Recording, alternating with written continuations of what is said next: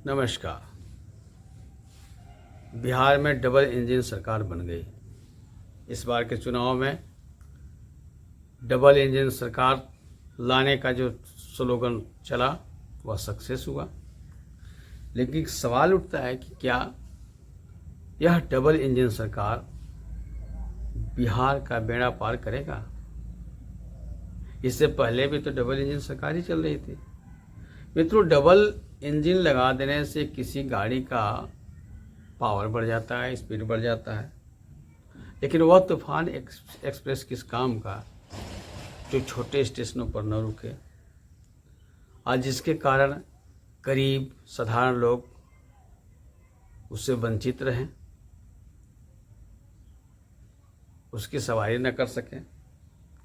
इससे बढ़िया तो साधारण सवारी गाड़ी है जो हर छोटे बड़े स्टेशनों पर रुकती है, जिस पर गरीब अमीर छोटे बड़े सभी लोग सवारी करते हैं। और उससे भी बढ़िया आजकल हो गया है मेट्रो ट्रेन। इसमें सारी आधुनिक सुविधा रहती है, भाड़े भी कम लगते हैं और इसमें सामान्य लोग भी सफ़र करते हैं, अमीर लोग भी सफ़र करते हैं। तो कमोबेश बिहार का भी यही हाल है। डबल इंजन सरकार तो चल रही है, स्पीड भी बढ़ा है और बिहार का विकास भी हो रहा है, इसको झुटलाया नहीं जा सकता है। किंतु कैसा विकास? सड़कें चमचमा रही हैं, फिर भी बेरोजगारी बढ़ रहा है। एक तरफ सड़कें चमचमा रही है, दूसरी तरफ बेरोजगारी बढ़ रही है। मित्रों, CIME centre for monetary Indian economy के अनुसार बिहार में बेरोजगारी दर 11.9% है और श्रमिक बेरोजगारी दर 38.5% है। इस तरह से लगभग जब हम इसको टोटल करेंगे तो लगभग 50% लोग बेरोजगार हैं, यह सरकारी आंकड़ा के अनुसार। दूसरी तरफ बिहार में NDA को सरकार बनाने के लिए जो मत मिला है वो मिला है 37%। इससे साफ जाहिर होता है कि केवल 37% लोग ही NDA के काम से खुश हैं। उसी तरह से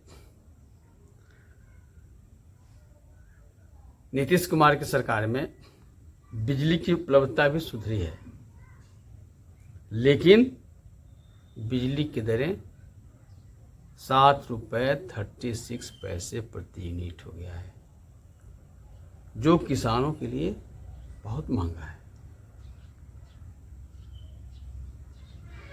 प्राइवेट कंपनियों को दे देने से बिजली व्यवस्था दुरुस्त हुई है, लेकिन इस दर से अगर किसान सिंचाई करते हैं तो उनको कृषि से जितना आमदनी नहीं होती है उससे कई गुना बेसी खर्च होता है। इसलिए कृषकों की हालत में कोई सुधार नहीं हुआ। सड़कें चमचमा रही हैं, बिजली व्यवस्था विद्युत हुआ, लेकिन फिर भी किसानों की हालत खराब है। क्यों? मित्रों, बिहार कृषि प्रधान प्रदेश है, इसलिए यहाँ पर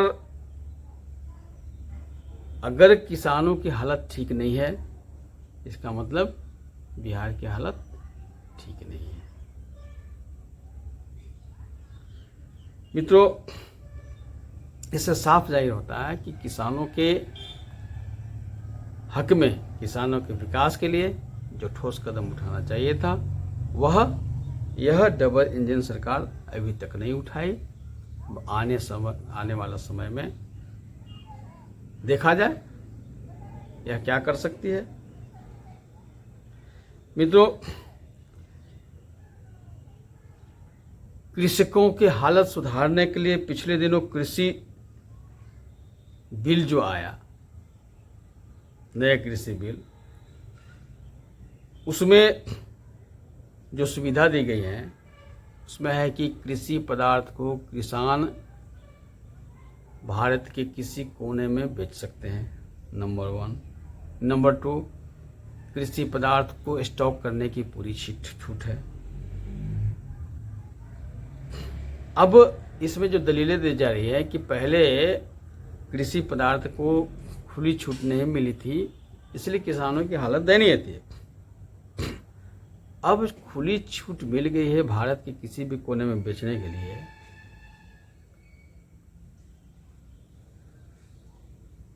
मैं पूछता हूं कि क्या जो गरीब किसान हैं, छोटे मझोले किसान हैं, जिनके पास कृषि प्रोडक्ट ज़्यादा नहीं है, क्या अपने सामानों को भारत के किसी भी प्रदेश में जहां अधिक मूल्य मिलेगा वो डायरेक्ट बेच सकते हैं? कितना हास्यास्पद बात है। तो ये क्या करेंगे कि मजबूरन इनको जो दलाल हैं, बिचौलिए, उनको बेचना पड़ेगा। दलालों को बेचेंगे तो जो स्थिति आज है उससे भी बदतर स्थिति होगी, क्योंकि अभी तो गवर्नमेंट समर्थन मूल्य तय करती है, गवर्नमेंट खरीदारी करती है, तो दलालों पर कुछ दबाव पड़ता है तो किसानों को कुछ कम से कम जो न्यूनतम समर्थन मूल्य है वो लगभग मिल जाता है। लेकिन अब तो दलाल मनमानी करेंगे,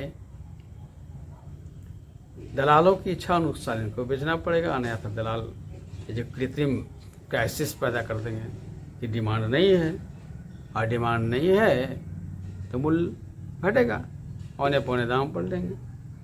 तो छोटे मझोले किसान को फायदा नहीं होने वाला है। जो बड़े किसान हैं, जिनके पास पूंजी है,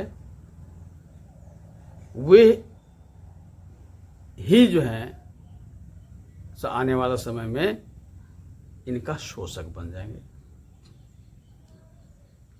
तो शोषक अपना हो या पराया, शोषक तो शोषक ही होता है।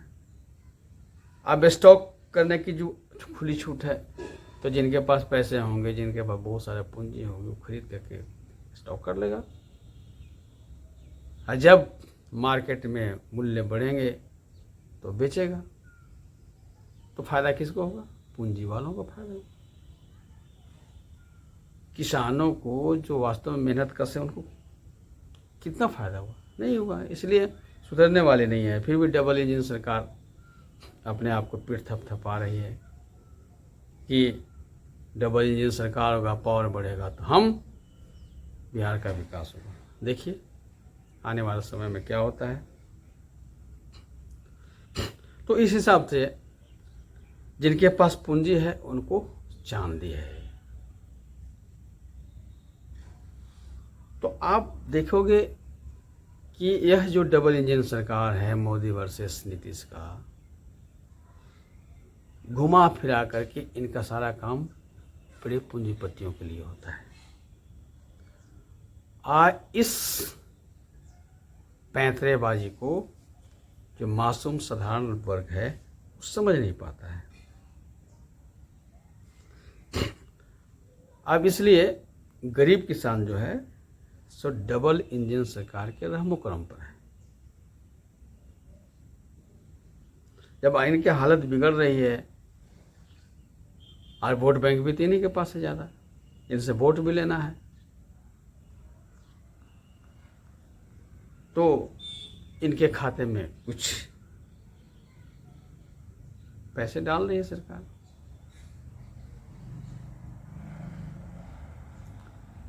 कैसा? खाते में कुछ रुपया, मुंह बंद रख किसान भैया।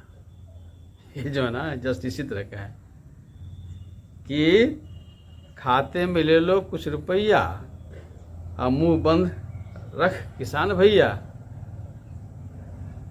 अब डूबते को तिनका के सहारा, मरता क्या नहीं करता, कोई विकल्प नहीं, कोई उपाय नहीं है, तो सरकार 2-4-6 हज़ार जो भी पैसे दे रही हैं, तो भूखा को बहुत ज़्यादा भूखा है, उसको अगर एक आध टुकड़ा रोटी के मिल जाए तो उस वक्त तो उसको लगता है ना आहा, सारा दुख भूल जाता है। तो पूंजीपतियों का जो सरकार है, ये सबसे पहले गरीब मजदूर किसानों को एकदम भूखा बना देती है, लूट करके कंगाल कर देती है। इसके बाद फिर उस पर मरहम लगाती है।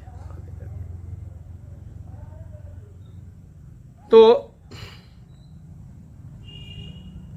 कहने का मतलब है कि डबल इंजन सरकार से जो पावरफुल काम हो रहा है, फर्स्ट क्लास काम हो रहा है, वो फर्स्ट क्लास में बैठने का अधिकार सामान्य वर्ग को नहीं है।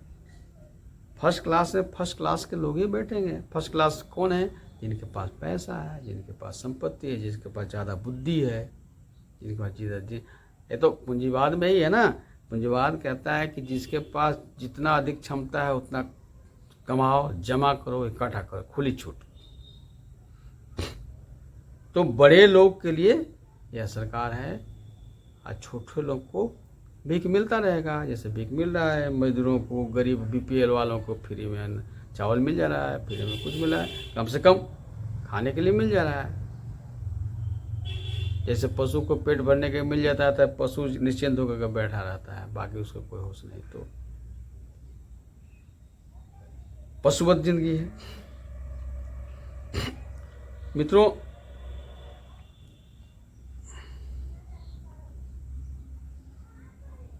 मेरा मानना है कि यह डबल इंजन सरकार की अगर यही नीति रहती है तो आप भूल जाओ, साधारण लोग, किसान वर्ग लोग, कि आप कभी फर्स्ट क्लास में बैठ सकेंगे। आपको तो चलना पड़ेगा सवारी गाड़ी से ही। सवारी गाड़ी ही आपके लिए महफूज है।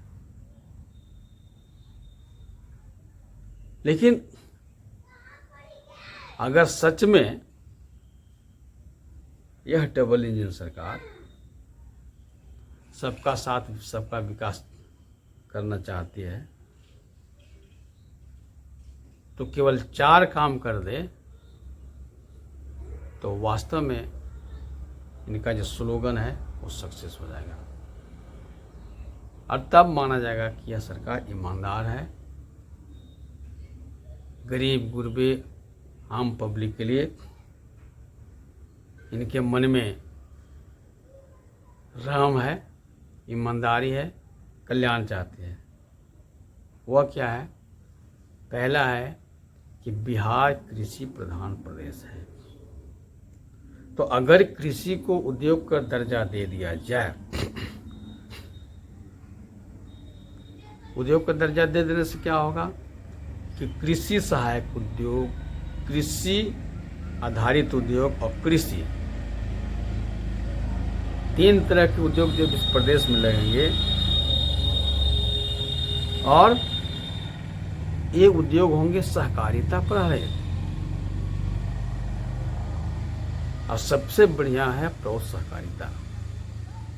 तो जब प्रौढ़ सहकारिता पद्धति का अध्ययन करेंगे तो आप पाएंगे कि प्रौढ़ सहकारिता पद्धति, प्रौढ़ कोऑपरेटिव सिस्टम इतना बढ़िया है कि अगर इसको लागू कर दिया जाए तो कोई गरीब नहीं रहेगा। आज जो स्थिति है कि कोई खाते खाते मर रहा है, कोई बिना खाए मर रहा है। अमीर लोग कुत्तों को दूध पिला रहे हैं, कुत्तों को रखने के लिए एसी उनके पास है कुत्ता के लिए। जो मनुष्य है उनको सूखी रोटी भी नसीब नहीं हो रहा है, और एसी क्या, उनके लिए साधारण मकान भी नसीब नहीं है। प्रधानमंत्री जी जो दे रहे हैं और उस पर खूब अपना पीठ थपथपा रहे हैं कि हम जो है सबको पक्का मकान दे रहे हैं। जो पक्का मकान बना रहे हैं प्रधानमंत्री भवन आवास योजना से, उन्हीं को समझ में आ रहा है कि क्या दे रहे हैं। 1,25,000, 1,50,000 में आजकल रूम बनता है। तो एक कोऑपरेटिव सिस्टम जो है बहुत अच्छा है। इस कोऑपरेटिव सिस्टम में क्या है कि जो कृषि पदार्थ जहाँ पर उत्पादित होता है वहाँ पर उससे संबंधित 3 तरह का उद्योग वहीं लगाए जाएंगे, और उसमें पूंजी निवेश करेंगे उसी क्षेत्र के रहने वाले सारे लोग, चाहे छोटे हों या बड़े हों। सब लोग मिलकर काम करेंगे, सब लोग मिलकर, सबका पूंजी निवेश रहेगा और कोऑपरेटिव माध्यम से ही अपना प्रोडक्ट को सेल करेंगे। और सबसे बड़ी बात है कि इसमें गौ सहकारिता में स्वावलंबन का पाठ। उसमें पहला सिद्धांत है कि जिस क्षेत्र में जो चीज़ है उसी क्षेत्र को अपने उपयोग करने लायक बनाया जाएगा। कोशिश किया जाए कि बाहर से हम आयात न करें। तो बाहर से आयात न करेंगे तो होगा क्या कि हमारे अपने क्षेत्र में जिस चीज़ की कमी नहीं उस पर रहेगी, उस पर रिसर्च करेंगे, उस पर चिंतन करेंगे, खोज करेंगे। तो प्रकृति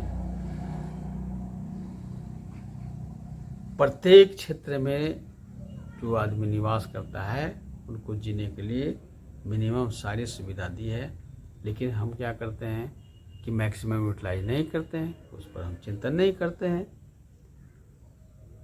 हम चाहते हैं कि बिना मेहनत के कहीं दूसरी जगह से मिल जाए। तो ये जो प्रावलंबी बनने की जो प्रवृत्ति है ये खत्म होगा। तो कृषि को उद्योग का दर्जा दे दे, अपराध सहकारिता को लागू कर दे। और तीसरा जो अहम चीज है, जो भ्रष्ट नेता हैं उन पर नकेल कस दे।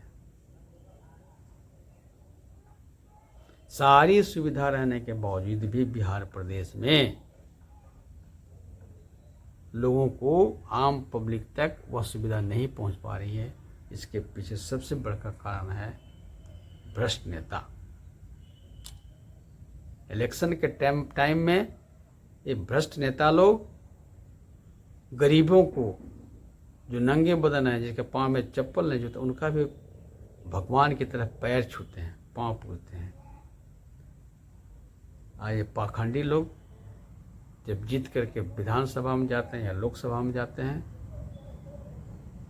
तो अपने आप को सुपीरियर बन जाते हैं और 5 साल तक लूटते हैं, क्योंकि इन्होंने सारा कुछ अपने पेंशन सिस्टम सरकारी कर्मचारियों को बंद कर दिया। 60 साल तक सेवा करेगा उसको पेंशन नहीं मिलेगा। इन्हें 5 साल के लिए बन जाएंगे बस पेंशन के शुरू।